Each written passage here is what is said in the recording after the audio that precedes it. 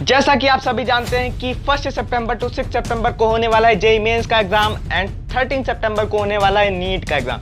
But due to COVID pandemic ये एक बहुत ही बड़ा टारगेट आने वाला है स्टूडेंट्स के सामने भी और गवर्नमेंट के सामने भी।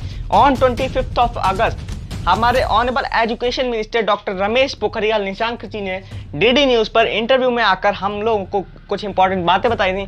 पहले आप वो बातें यहाँ पर देखिए और फिर उसके बाद में हम लोग करेंगे स्टूडेंट के मन की बात। बहुत अभिभावकों के और छात्रों के लगातार हम पर दबाव रहा, साहब आप नीट की परीक्षा क्यों नहीं करा रहे हैं, आप जेईई की परीक्षा क्यों नहीं करा रहे हैं। अभिभावक इतना परेशान थे कि बच्चा कब तक पढ़ता रहेगा, क्या होगा आखिर, ये इसका तो कोई समय जो है होना चाहिए।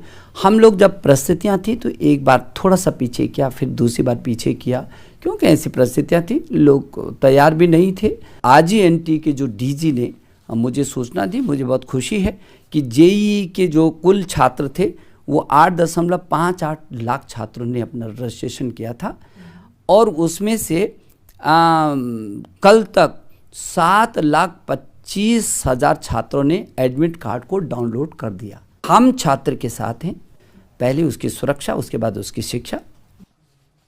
अभी आप सुन रहे थे हमारे honourable minister doctor RP Nishank ji को, जिन्होंने बताया कि बहुत से पेरेंट्स के उनके पास मैसेजेस आ रहे थे, कॉल्स आ रहे थे, जिसमें कि उनसे क्वेश्चंस पूछे जा रहे थे कि स्टूडेंट्स जो नीट और जेईई के लिए प्रिपेयर कर रहे हैं क्या उनके एग्ज़ाम्स कराए जाएंगे और अगर कराए जाएंगे तो कब होंगे एग्ज़ाम्स। तो इसी वजह से गवर्नमेंट ने भी थोड़ा सा फास्ट डिसीज़न लिया है और करेक्ट डिसीज़न भी लिया है। उन्होंने सभी गाइडलाइंस बनाकर इस डेट को पब्लिश किया है मीडिया में। तो डेट्स तो सही हैं बट जो हमारा टाइम है वो सही नहीं है। टाइम आप करते हैं मन की बात, स्टूडेंट्स के मन की बात।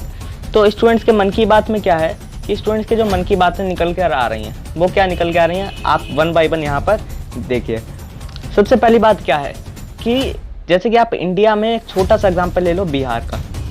बिहार में जो स्टूडेंट्स ये वीडियो देख रहे हैं जो बिहार के हैं वो भी समझ रहे होंगे और जो अदर स्टेट्स के स्टूडेंट्स हैं वो भी समझ रहे होंगे। तो आप भी जानते हो कि बिहार में फ्लड आया हुआ है, बहुत से एरियाज़ फ्लडेड हैं, बहुत से एरियाज़ बाढ़ पीड़ित हैं। तो आप भी जानते हो कि बाढ़ पीड़ित क्षेत्रों से स्टूडेंट्स का एग्जामिनेशन सेंटर पर पहुंच पाना बहुत ही मुश्किल होगा।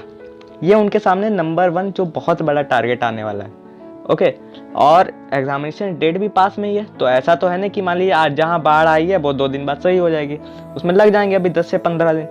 तो मुझे नहीं लगता कि एग्जामिनेशन अभी होने चाहिए। आप भी कमेंट बॉक्स में कमेंट करके बताइए कि एग्जामिनेशन थोड़े से पोस्टपोन होने चाहिए या नहीं होने चाहिए। जो डेट है वो सही है, मैं भी कह रहा हूँ जो डेट है वो सही है, डेट इस टाइम पर हो जाने चाहिए थे। बट जो हमारे कोरोना के केसेस हैं वो भी बढ़ रहे हैं और जो हमारे जैसे कि जो नेचुरल डिजास्टर्स हैं वो भी बहुत से एरियाज़ में आए हुए हैं, जैसे कि बाढ़ वगैरह आई हुई है बिहार में और बहुत से एरियाज़ हैं, अदर स्टेट्स के एरियाज़ हैं। अब जो दूसरी बात मन की बात है, स्टूडेंट्स के मन की बात निकल के आ रही है, वो क्या निकल के आ रही है कि अगर स्टूडेंट्स जाते हैं, मान लीजिए बाढ़ पीड़ित, ये तो एक बात होगी। अब जो दूसरी बात निकल के आ रही है वो ये निकल के आ रही है कि ट्रांसपोर्टेशन की दिक्कत आ रही है। सभी स्टूडेंट्स के पास तो 4 व्हीलर कार नहीं है ना, अगर होती भी है तब भी क्या स्टूडेंट्स, मान लीजिए अगर स्टूडेंट्स जाते हैं, अभी जो मैं ये बात बताऊंगा जो थर्ड मन की बात निकल कर आ रही है उसमें मैं आपको यही पूरा टॉपिक पूरा सा इसका थोड़ा सा कंक्लूजन दूंगा वहाँ पर। तो जो स्टूडेंट्स है वो सभी के पास ट्रांसपोर्टेशन की दिक्कत आ रही है। जैसे कि मान लीजिए 8 लाख स्टूडेंट्स जा रहे हैं, 8 लाख में मैं कह रहा हूँ 7 लाख के पास कार है, ठीक है, कार से जा रहे हैं वो लोग। अब क्या कार से जब वो घर पर वापस आएंगे, पहली बात तो पहुंच पाना बहुत ही ज़्यादा टफ है। जैसे कि मान लीजिए आप यूपी का एग्जाम्पल ले, से ऑल ओवर डिस्ट्रिक्ट से मान लीजिए लखनऊ में सेंटर है, तो लखनऊ किसी भी डिस्ट्रिक्ट से लखनऊ जाना, बहुत दूर दूर डिस्ट्रिक्ट हैं जो कि लखनऊ पहुंच पाना उनके लिए बहुत ही नामुमकिन सा है अगर ट्रेन और जो गवर्नमेंट ट्रांसपोर्ट है या पब्लिक ट्रांसपोर्ट है वो नहीं चल रहा है। ओके, ट्रेन तो लिमिटेड ही चल रही है ना, ट्रेन सभी तो अभी चल नहीं रही हैं, जो प्राइवेट ट्रेन हैं वो कुछ चल रही हैं, जो गवर्नमेंट ट्रेन हैं वो भी कुछ चल रही हैं। तो यहाँ पर लिमिटेड ट्रेन है, तो ट्रांसपोर्टेशन की बहुत ही ज़्यादा दिक्कत आ रही है। तो ट्रांसपोर्टेशन की देखिए फ्लडेड एरियाज़ में भी बहुत ज़्यादा दिक्कत आ रही है और जो अदर एरिया से स्टूडेंट्स आ रहे हैं। अब जैसे कि मान लीजिए दिल्ली का एग्जांपल ले लीजिए, दिल्ली में मान लीजिए गोमती नगर में एग्जामिनेशन सेंटर है, तो ऐसा तो है नहीं कि दिल्ली के स्टूडेंट्स वहाँ पर आएंगे, और स्टेट्स के भी लोग आ सकते हैं, क्योंकि अगर एग्जामिनेशन सेंटर उनका वहाँ है तो और स्टेट के भी लोगों को वहाँ पर जाना होगा। तो अगर उनके पास ट्रांसपोर्टेशन नहीं है तो वो पहुँच कैसे पाएंगे, अगर मान लीजिए वो कैसे भी पहुंच भी जाते हैं, तो तीसरी बात निकल के आ रही है, वो ये निकल के आ रही है कि अगर एग्जामिनेशन देके वापस आते हैं तो क्या हमें क्वारंटीन होना पड़ेगा?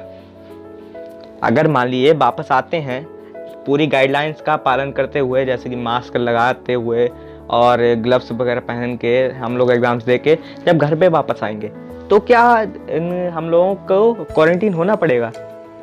तो ये भी बात अभी साफ क्लियर नहीं हुई है। जो तीसरी बात निकल के, सॉरी चौथी बात जो निकल के आ रही है, वो क्या निकल के आ रही है?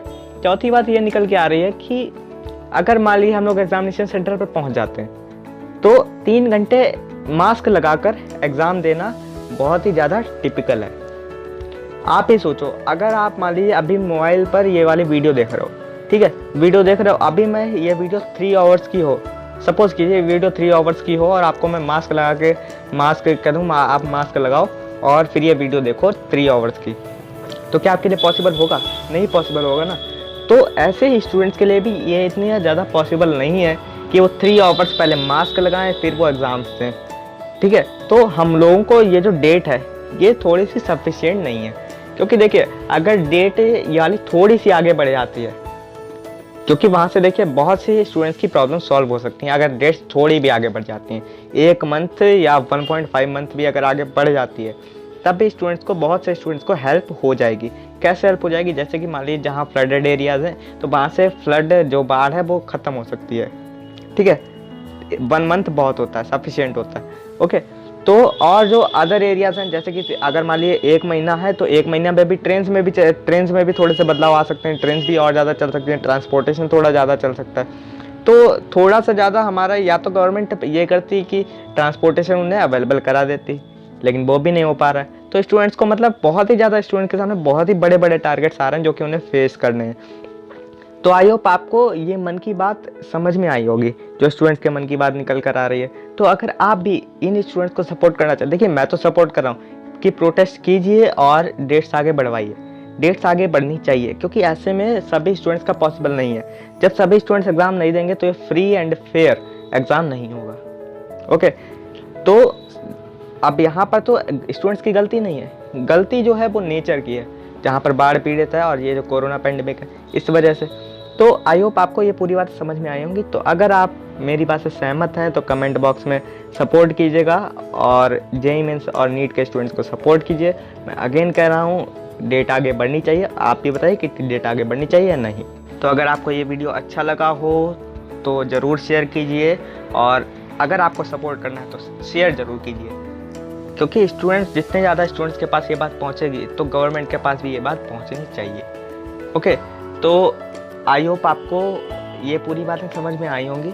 अगर अच्छी लगी हो तो शेयर भी कर देना, लाइक भी कर देना और चैनल भी सब्सक्राइब कर लेना अगर ना किया हो। बहुत सारा कंटेंट है, आप देख सकते हो। Thanks for watching.